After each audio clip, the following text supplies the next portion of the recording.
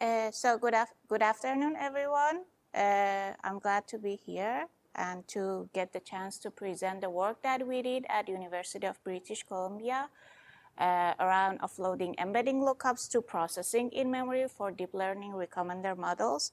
This is a project that was done in collaboration with Justin Wong and my supervisor, Alexandra Fedorova. Okay, so first of all, what are recommender models? You probably are using recommender models every day in many contexts, such as Facebook Marketplace, Netflix, Google Ads, and etc.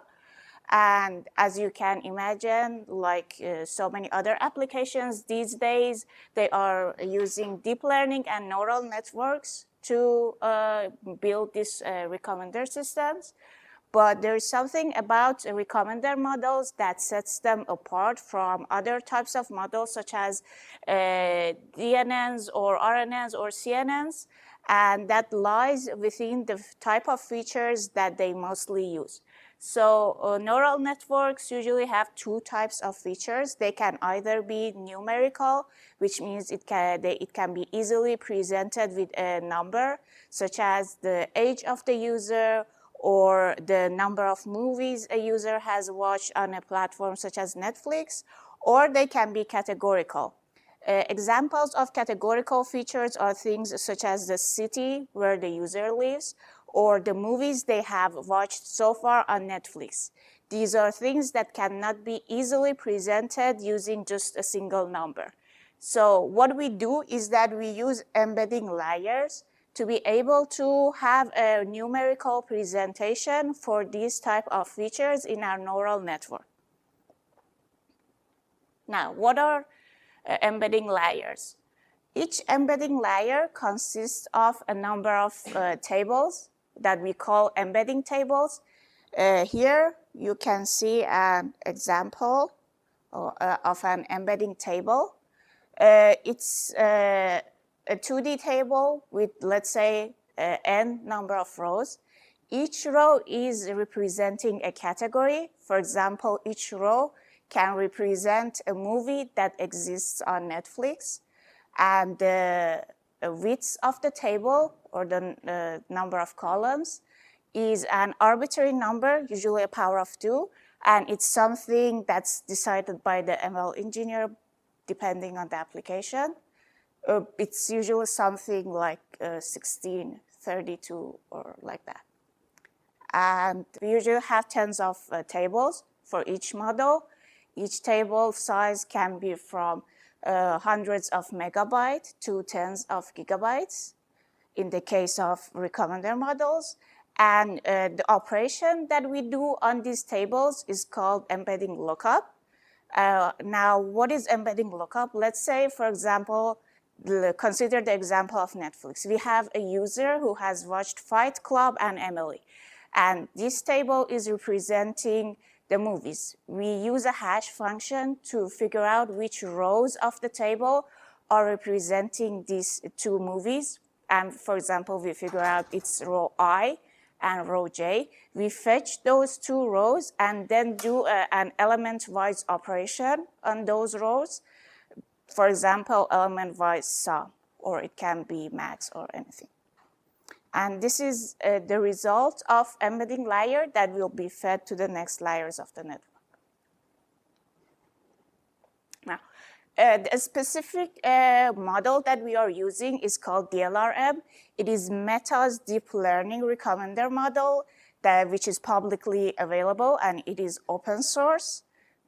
What Meta reports is that up to 70% of their inference cycles is spent on different instances of DLRM. And this architecture consists of a number of MLP layers, or fully connected layers, and an embedding layer at the very beginning of the network. So since most recommender systems are user-facing kind of applications, it's very important to have low latency. This is why CPU inference is hugely preferred for this type of networks. And the when we do inference on these type of networks, up to 80% of each inference cycle can be spent on the embedding lookup or the embedding layer. And some characteristics that the embedding lookups have is that they have very irregular memory accesses. So they have very high miss rate and low IPC. And the computational intensity is very low because it's nothing but just some element-wise operation. The solution that we have suggested and implemented in this project is called PIM-Rec, where we use processing in memory for embedding lookups, because all of these characteristics that I just described make them a very suitable candidate for processing in memory. So the PIM solution that we are using, as you can predict, is UPMEM's PIM DRAM modules. And some people have implemented some type of embedding lookup or operations using near memory processing or in-memory processing before, but it was all just using simulations. This is the first one to be using an existing physical hardware.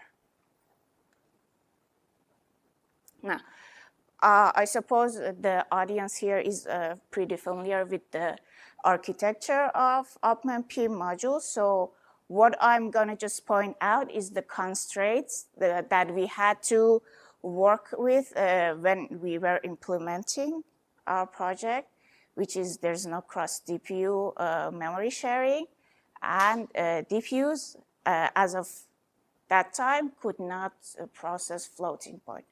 And this one is not going to be a problem in the next generations of UPMEM PIM modules. They offer huge bandwidth potential. And where we're going to store our embedding data is the MRAM, this 64 megabyte chunk of memory. And we will temporarily move data to WRAM to process it, and again, write it back to MRAM to be accessible by the host. Okay, so some challenges that we had to find answers to when we were implementing this project was that we had to do our implementation with minimal overhead. Otherwise, the overhead could eliminate all the benefits that we were seeing from offloading parts of the inference to processing in memory. And this especially was a point of concern because DLRM is implemented in Python. It uses PyTorch. And also we have no inter-DPU communication. So it is very important how we lay out our data. So we don't need, or we need minimal inter-DPU communication. And also we have no floating point operations. But something about embedding layers is that they use floating point numbers. And they use normalized numbers, which are usually between -1 to +1. So our implementation has 4 steps. When an inference query comes, it will first be received by DLRM in PyTorch, in Python. Then we have the source code of PyTorch, which is written in C++. This is where we get the query data and hand it over to our UPMEM host code, which is written in C, uses the UPMEM SDK. And the host is going to call the DPUs. Then they use CIF and the UPMEM SDK. And we will, once the result is ready, we will get back the result through the same route. So this is how our data flows. Now, our design has 2 main stages. The first stage is when we are loading the model. When we load the model, we have to do some pre-processing to copy the data into MRAM and lay out the data. So what we do here is that we break the tables into columns. Depending on the model, we can have 16, 32, or 64 columns. and each column will be copied to one DPU. Also, since doing floating point inside DPUs is gonna slow us down, we are turning the 32-bit floating point numbers into integers at this stage. And pre-processing is something that will be done only once when we are loading the model. The next stage is when we start serving the model and receive lookup queries. Every time that we receive a query, we know the mapping of tables to DPUs. So we know which DPU exactly this query has to be redirected to. And we do that query transfers in parallel to be as efficient as we can. And we process that query in DPU, store the result in MRAM. Once the result is ready, we copy from MRAM to the host. And at the host side, we turn the 32-bit integer number into 32-bit floating point again. Now, how does this look like from a single DPU's point of view? Let's say we have a DPU that is storing column J. Our query is, in fact, a 2D array. Each row of that array includes one lookup operation, and different rows present different lookup operations because we do batching of lookups. To be able to pass that 2D array to our DPUs, we flatten the array, and we end up with two arrays that we call indices and offsets. The offsets array tells us where each lookup operation starts and ends. Let's say, for example, we have the 0 and 3 at the beginning of our offsets array.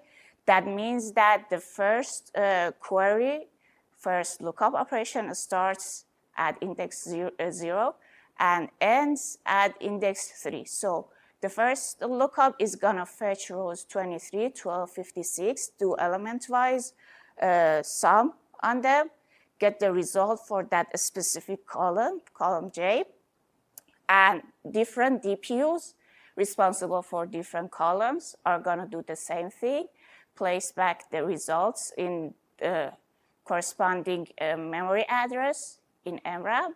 So we will have the final result for this specific table.